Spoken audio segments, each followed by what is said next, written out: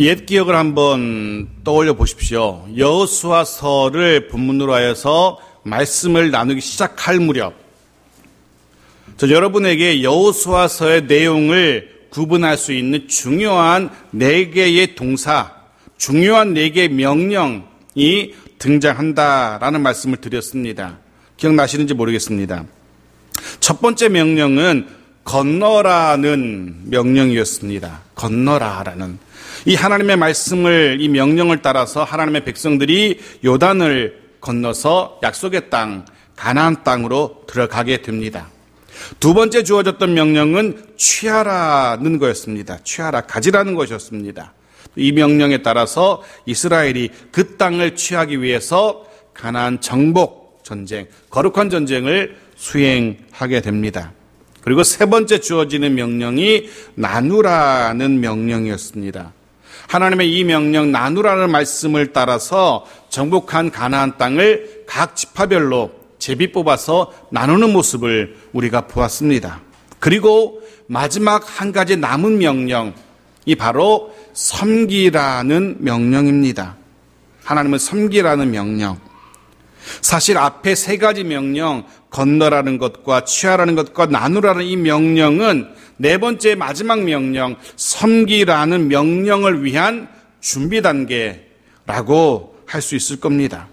즉 하나님께서 요단을 건너게 하신 이유도, 그리고 하나님께서 그 땅을 정복하게 하신 이유도, 그 땅을 지파별로 나누게 하신 이유도 결국은 모두 다 하나님을 더 잘 섬기기 위함이었습니다.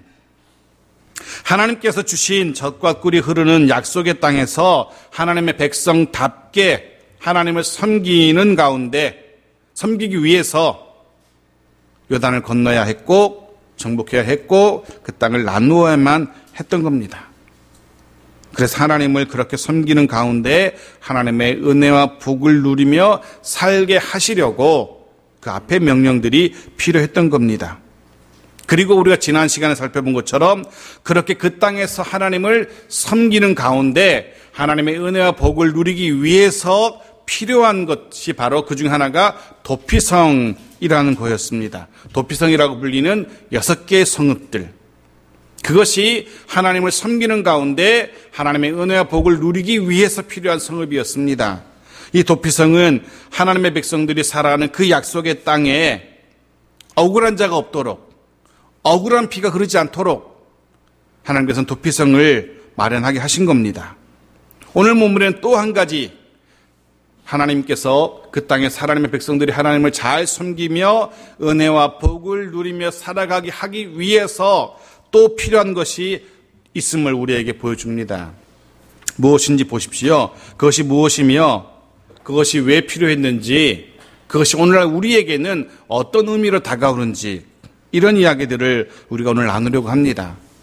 하나님의 백성이 하나님의 약속 가운데 하나님을 잘 섬기기 위해서 필요한 것이 무엇이었는지 1절 말씀입니다. 같이 읽죠. 시작.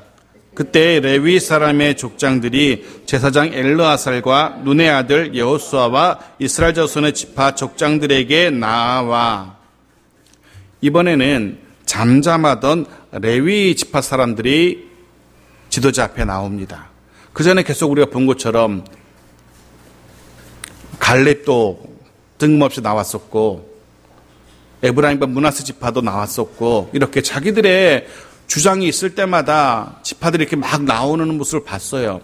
근데 그 가운데 잠잠하던 레위 지파가 갑자기 여호수아와 제사장 엘르아살과 이스라엘 자손의 각 지파 족장들 앞에 나옵니다. 아마도 이들의 나오는 모습은 두 눈을 잔뜩 부릅뜨고 나왔을 겁니다. 두 주먹을 불끈 쥐고 나왔을 겁니다. 왜냐하면 어떻게 짐작할 수 있냐 하면 여기 사용된 나오다라는 이 단어가 그냥 아무 생각 없이 걸어 나오는 그런 모습이 아니라 무언가 특별한 목적을 가지고 단단한 마음의 준비를 가지고 나오는 모습을 묘사하는 단어거든요. 레위 지파는 지금 무언가 작심하고 지도자들 앞에 나오고 있는 겁니다. 무언가 특별히 요구할 사항이 있어서 지도자들 앞에 나오고 있는 겁니다. 그들이 무엇을 요구합니까? 2절입니다. 같이 읽죠. 시작. 가나안 땅 실로에서 그들에게 말하여 이르되 여호와께서 모세에게 명령하사 우리가 거주할 성읍들과 우리 가축을 위해 그 목초지를 우리에게 주라 하셨나이다 하매, 그들이 무엇을 요구합니까? 자신들이 거주할 성읍 그리고 목초지를 달라는 요구입니다. 아시는 것처럼 레위 지파는 각 지파별로 땅을, 기업을 분배할 때 그 과정에서 제외된 이들이었습니다. 그들은 하나님을 기업으로 받은 지파였기 때문에 이 땅에서 땅은 받지 않았습니다. 하지만 그들도 잠을 잘 지분이 있어야 되지 않습니까? 잠을 해결할 수 있는 집이 필요했어요. 그들도 자신들의 가축을 먹일 만한 목초지가 필요했습니다. 그래서 이들은 나머지 지파들에게 집을 달라고, 그리고 자기들의 가축을 돌볼 목초지를 달라고 요구하고 있는 겁니다. 너무나 당연한 요구입니다. 더군다나 이들의 요구는 정당한 권리의 행사입니다. 이미 가지고 있는 권리를 행사하고 있는 겁니다. 왜냐하면 민수기 35장 1절에서 3절까지 말씀을 읽어보겠습니다. 시작.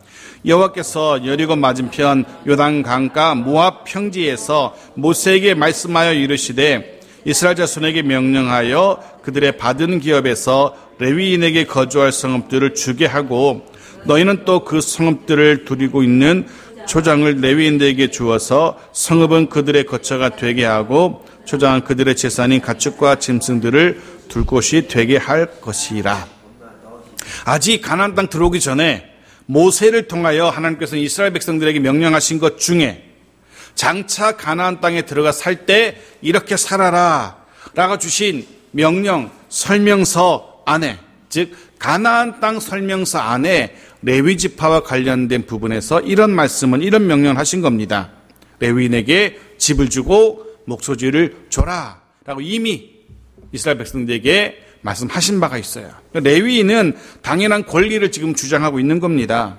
이 하나님의 말씀, 명령에 따라서, 약속에 따라서 달라라고, 집과 목초지를 달라라고 요구하고 있고, 이 약속에 따라서 나머지 지파들이 레위 지파에게 그들이 요구하는 대로 성읍을, 집을 내어주고 있는 겁니다. 그런데 레위인의 이 정당한 요청과 또 그 진행 과정을 통해서 흥미로운 사실을 우리가 하나 발견할 수 있습니다. 기업을 분배할 때, 즉 땅을 나누어 줄 때 각각의 지파별로 땅을 관악구 같으면 관악구는 이 씨가, 서초구 같으면 박 씨가, 이런 식으로 그 땅을 구분해서 각각의 지파들이 살도록 지정해 줬습니다. 대대로 그 지파는 거기서 살도록 그 땅을 분배했습니다. 그런데 레위 지파에게는 그들의 살아갈 다른 지파처럼 일정한 공간을 지정해 주지 않았던 겁니다. 이미 지난주 레위인이 살았던 성읍 6개를 우리가 살펴본 바가 있습니다. 도피성이라고 불리는 레위인이 살던 성을 봤습니다. 그 성읍도 한 지역에 몰아져 있지 않았습니다. 요단 동편에 3개, 요단 서편에 3개, 그것도 북부와 중부와 남부 이런 식으로 각 곳으로 뿔뿔이 흩어져 있는 모습을 보았습니다. 요단 동편 서편으로 뿔뿔이 흩어져 있었던 6개 성읍처럼 나머지 레위인의 성읍도 그렇게 뿔뿔이 흩어져 있습니다. 레위인의 성읍은 도합 48개인데요. 도피성 6개 빼고 남은 42개가 남습니다. 42개의 성읍과 목초지가 레위인을 위해서 마련이 됩니다. 각 지파들이 자기들의 성읍 중에서 레위인이 살도록 비워준 겁니다. 3절 말씀 보십시오. 3절 같이 읽죠. 시작. 이스라엘 자손이 여호와의 명령을 따라 자기의 기업에서 이 성읍들과 그 목초지를 레위 사람에게 주니라. 각 지파 자기들이 살아가던 성읍을 비워서 그 성읍에 레위인이 살도록 몇 개씩 비워준 겁니다. 즉 도피성처럼 나머지 42개의 레위인의 성읍 역시 한 곳에 몰려있지 않습니다. 각 지파들이 내놓은 그곳에 들어가서 살아야 했던 겁니다. 그래서 이스라엘 12지파 땅에 뿔뿔이 흩어져야만 했던 겁니다. 레위 지파는 그렇게 이스라엘 12지파 속으로 들어가서 살아야만 했습니다. 그렇게 각 지파들이 레위인을 위해서 내놓은 성읍에 대한 이름들이 4절부터 쭉 기록되고 있습니다. 어느 지파는 어느 성읍을 내놨고 어느 지파는 어느 성읍을 내놨고 이런 이야기들이 장황하게 기록되어 있습니다. 기꺼이 그 성읍들을 내놓습니다. 그 이름은 중요하지 않습니다. 우리가 몰라도 전혀 상관이 없습니다. 중요한 것은 우리가 꼭 알아야 되는 것은 왜 다른 지파와 달리 레위 지파는 자신들만의 동네를 이루어 살지 못하고 각 지파 속으로 뿔뿔이 흩어져 살았어야만 하는가 하는 겁니다. 이게 중요합니다. 왜 레위 지파만이 12지파 속으로 흩어져야 했나? 이게 중요합니다. 먼저 짚고 넘어가야 할 것은 어떤 의미에서 레위 지파의 흩어짐은 하나님의 말씀의 성취라고 보여집니다. 창세기 49장 7절 말씀 보십시오. 같이 읽죠. 시작. 그 노여움이 혹독하니 저주를 받을 것이요 분기가 맹렬하니 저주를 받을 것이라. 내가 그들을 야곱 중에서 나누며 이스라엘 중에서 흩으리로다. 아멘. 이 부분은 야곱이 자신의 아들 12아들들에 대해서 예언하는 축복의 말씀 중 하나입니다. 그런데 레위를 향하여서 아버지 야곱이 예언하는데 무엇을 예언합니까? 흩어짐을 예언하고 있습니다. 저주입니다. 오늘 본문에도 창세기 본문에도 저주를 받을 것이라라고 분명히 이야기합니다. 레위 지파가 흩어지게 될 것을 예언하는데 그것은 레위 지파의 그 분노, 절제하지 못하는 그 분노에 대한 저주였습니다. 그런데 시간이 흐르면서 이 흩어짐의 이 저주가 오히려 전체 이스라엘 공동체를 위한 축복으로 변하게 됩니다. 어떤 의미에서 레위 지파가 흩어지는 것은 레위 지파에게는 저주였고 고통이었고 아픈 이야기지만 그를 통해서 이스라엘 전체 공동체는 오히려 하나님의 은혜를 누리게 되는 축복의 도구가 되는 겁니다. 예를 들면 역대하 17장 9절 말씀 보십시오. 같이 읽죠. 시작. 그들이 여호와의 율법책을 가지고 유다에서 가르치되 그 모든 유다 성읍들로 두루다니며 백성들을 가르쳤더라. 유다 지파 땅 중에서 레위인이 살던 성읍, 그곳에 살던 레위인들은 그 지역, 자신이 살고 있는 그 지역 유다 지파를 두루다니면서 뭘 합니까? 백성들을 말씀으로 가르치는 겁니다. 느헤미야서 좀 더 시간이 흐르고 느헤미야서 8장 7절과 8절도 보겠습니다. 같이 읽죠. 시작. 예수아와 바니와 세레바와 야민과 악굽과 사부대와 호디야와 마세아와 그리다와 아사라와 요사밧과 하난과 블라야와 레위 사람들은 백성이 제자리에 서 있는 동안 그들에게 율법을 깨닫게 하였는데 하나님의 율법책을 낭독하고 그 뜻을 해석하여 백성에게 그 낭독하는 것을 다 깨닫게 하니라. 레위 사람들이 백성들이 말씀을 깨닫도록 도와주고 있는 겁니다. 우리가 무엇을 알게 됩니까? 이스라엘 12지파로 흩어진 레위인들은 그곳에 들어가서 각 지파들, 자신들이 머물고 있는 그 지파 사람들을 하나님의 말씀으로 섬겼던 겁니다. 각 지파가 하나님에게서 멀어지지 않도록, 각 지파 사람들이 하나님의 말씀에서 멀어지지 않도록 그들을 붙들어주는 역할을 누가 했느냐? 그 지파 속으로 흩어졌던 레위인들이 감당했던 겁니다. 비유를 들자면 레위인은 하나님을 향하여서 항해하는 이스라엘 공동체라는 배가 그 망망대해에서 방향을 잃지 않도록 방향을 잡아주는 방향키와 같은, 방향타와 같은 역할을 레위인이 했던 겁니다. 혹은 폭풍우가 일어나는 바닷가의 정박한 배가 파산하지 않도록 붙들어주는 닷체 역할을 레위인이 했던 겁니다. 그렇습니다. 하나님께서 레위 지파를 12지파 속으로 흩으신 이유가 바로 여기 있었습니다. 각 지파가 살아가는 가나안 땅이 우상 숭배로 더럽혀지지 않도록 그 땅을 성결하게 하는 일, 말씀으로 그 땅을 성결하게 하는 일을 레위 지파가 하도록 했던 겁니다.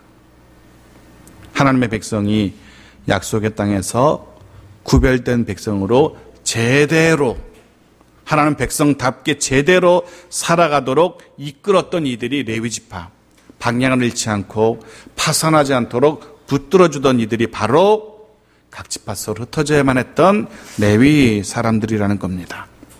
이를 위해서 하나님은 레위 지파 사람들을 각 지파 속으로 흩어서 들어가게 하신 겁니다. 이를 위해서 하나님은 레위 지파를 각 지파 속으로 뿔뿔이 흩어지게 하신 겁니다.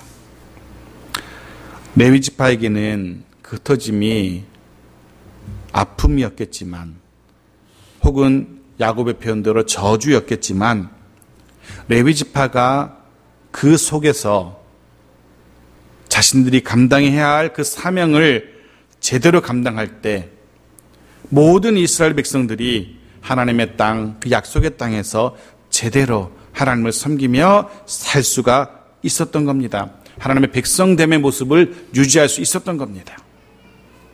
그런데 이후 여호수아 시대가 지나고 사사 시대에 들어가면 분위기가 바뀌게 되죠. 각 지파 속으로 들어가서 살던 레위인들이 자기의 기능을 상실하는 일이 일어납니다. 자기들의 성읍에 더 이상 머물지 못하고 거기 정착하지 못하고 떠돌아다니는 일이 생겨요. 사사기 17장 7절 8절 말씀 보십시오. 같이 읽죠. 시작. 유다 가족에 속한 유다 베들레헴에 한 청년이 있었으니 그런 레위인으로서 거기서 거류하였더라. 그 사람이 거주할 곳을 찾고자 하여 그 성읍 유다 베들레헴을 떠나 가다가 에브라임 산지로 가서 미가의 집에 이름에 보십시오. 유다 지파 속에 살아가던 레위인이 거기서 살지를 못합니다. 거기서 버티지를 못합니다. 자기의 기능을 감당하지 못합니다. 결국은 유다 지파를 벗어나서 떠돌아다니는 일이 에브라임 산지도 가고 떠돌아다니는 일이 발생한 겁니다. 무엇을 할 수 있냐면 이 시대는 레위인이 방향타의 기능을 상실한 시대라는 사실을, 레위인이 더 이상 이스라엘을 붙들어주는, 한 지파를 붙들어주는 다체 역할을 하지 못하고 있음을 보여줍니다. 그리고 레위인이 그 기능을 상실한 시대, 레위인이 자신이 들어간 그 지파를 말씀으로 붙들어주지 못하는 시대를 성경이 어떻게 묘사하냐면 이렇게 묘사해요. 그때 이스라엘에 왕이 없으므로 사람이 각기 자신의 소견에 오른 대로 행하더라. 즉 자기 멋대로 자기 마음대로 살았다는 겁니다. 레위인이 말씀으로 그들을 양육하지 못할 때, 레위인이 말씀으로 그들을 붙들어주지 못하고 레위인이 말씀으로 그들에게 나아갈 방향을 지시하지 못할 때에 그들은 자기 하고 싶은 대로 살게 되었다는 겁니다. 더 이상 하나님의 말씀을, 하나님을 의식하지 않습니다. 하고 싶은 대로 살아가는 겁니다. 하나님의 백성이 갈 바를 잃어버린 겁니다. 하나님의 백성 공동체가 서서히 물속으로 침몰하기 시작한 겁니다. 더불어서 그 땅은, 하나님이 그들에게 주신 그 기업은 더 이상 거룩한 땅이 아닙니다. 그곳에 살아가는 백성들도 더 이상 하나님의 구별된 백성이 아닙니다. 하나님의 백성의 모습을 상실해버린 겁니다. 레위인이라는 그 자그마한 지파 사람들 몇 사람이, 그 성읍 몇 개의 사람들이 그 기능을 상실했을 때 놀랍게도 이스라엘 전체 공동체가 무너져 내리는 겁니다.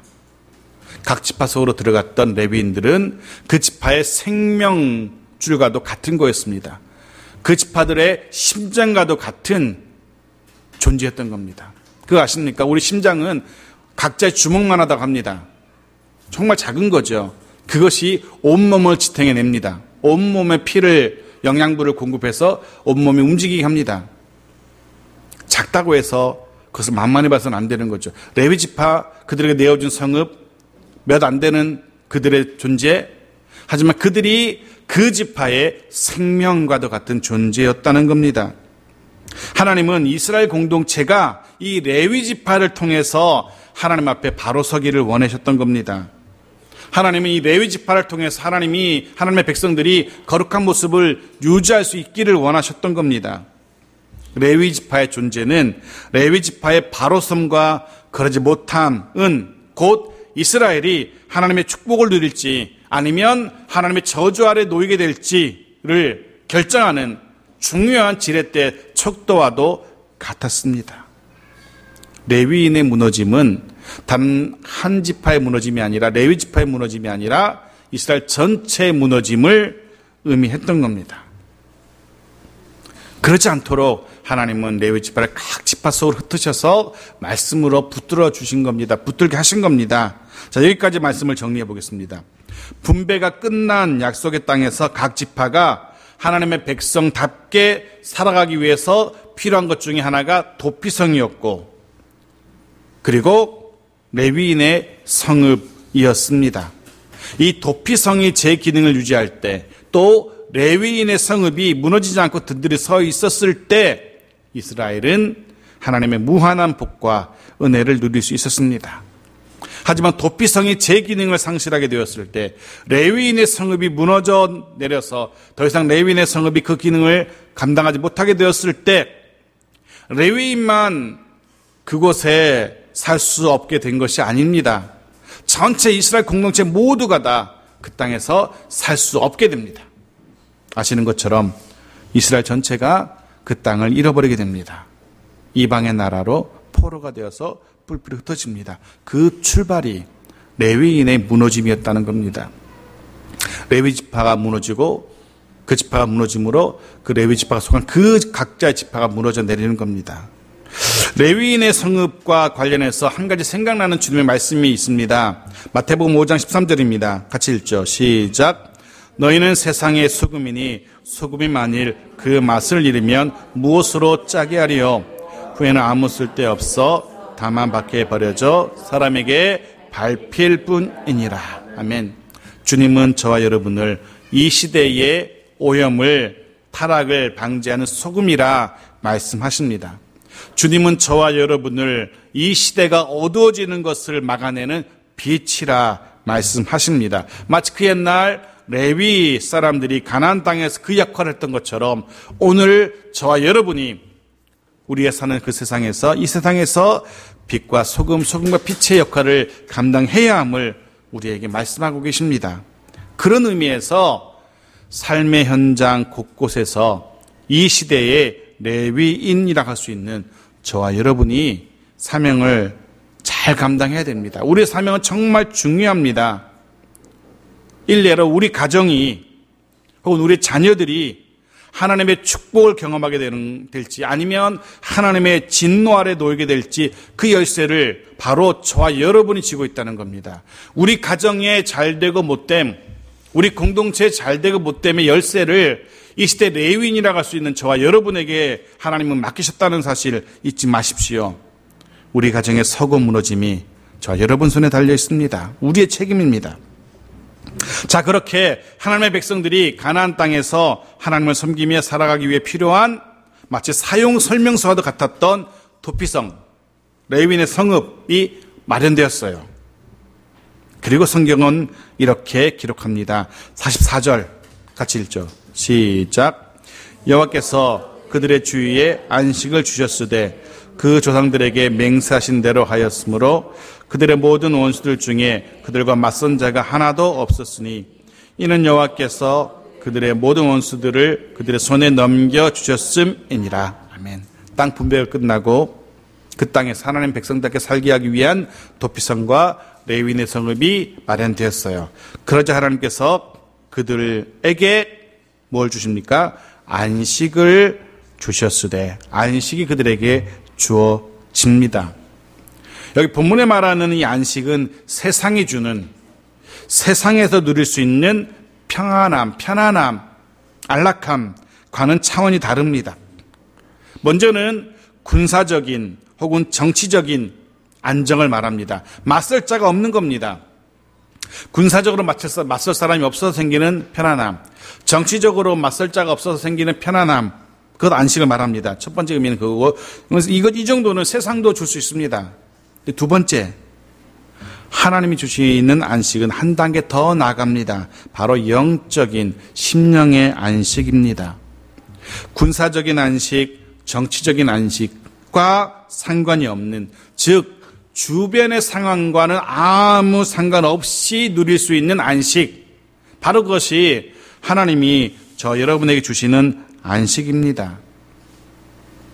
산들이 어떻게 변하든, 물길이 어떻게 요동치든, 우리 주변의 상황이 어떻게 급변하든 그것과 상관없이 얼마든지 누릴 수 있는 안식이 하나님이 주시는 안식입니다. 많은 사람들이 이 안식을 누리지 못합니다. 상황이 바뀜에 따라서 전전긍긍하고 안타까워하고 때로는 분노하기도 하고 슬퍼하기도 하고 낙심하기도 하고 좌절하기도 하고 어찌할 바를 몰라 합니다. 그 상황이 좀 좋아지면 또 편안함을 누리고 상황이 나빠지면 또 안절부절 못하고 그 하나님 주신 안식을 누리지 못하는 겁니다. 하나님이 우리에게 안식 주실 때 그 안식은 상황이 어떠하든지 누릴 수 있는 마음의 안식, 삶의 안식을 이야기합니다. 하나님은 드디어 그 안식을 이스라엘 공동체에 허락하신 겁니다. 도피성으로 인하여, 레위인의 성읍으로 인하여 이제 하나님께서 이스라엘 백성들에게 이 안식을 허락하신 겁니다. 저와 여러분의 삶 속에 또 우리의 가정 속에 이 안식이, 하나님 주시는 안식이 임하기를 주의 이름으로 축원합니다. 말씀을 마무리합니다. 오늘 레위인의 성읍은 우리 삶의 중심이 무엇이 되어야 하는지를 우리에게 보여줍니다. 우리 삶의 중심, 우리 가정의 중심, 우리 교회 중심, 그건 하나님의 말씀이어야 함을 우리에게 들려주고 있습니다. 땅이 우리 삶의 중심이 되어서는 안 됩니다. 물질이 우리 삶의 중심이 되어서는 안 되는 겁니다. 땅을 바라보고 물질을 바라보고 살아서는 안 되는 겁니다. 땅, 물질, 이것은 그저 하나님 중심의 삶을 살기 위해서 주어진 하나의 배경에 불과합니다. 근데 많은 사람들이 착각합니다. 하나님이 주신 땅, 하나님이 주신 물질, 그것에 만족하면서 그것이 끝인 것처럼, 그것이 신앙의 결과물인 것처럼, 하나님의 축복의 끝인 것처럼 착각합니다. 이스라엘이 그렇게 착각했거든요. 하나님이 기업 주셨다고, 땅을 기업으로 주셨다고, 그것이 하나님을 섬기는 끝인 것처럼, 하나님의 축복의 끝인 것처럼 착각했기 때문에 결국은 그 나라가, 그 공동체가 무너지지 않았습니까? 하나님 주신 땅, 물질, 그거는 신앙의 출발점입니다.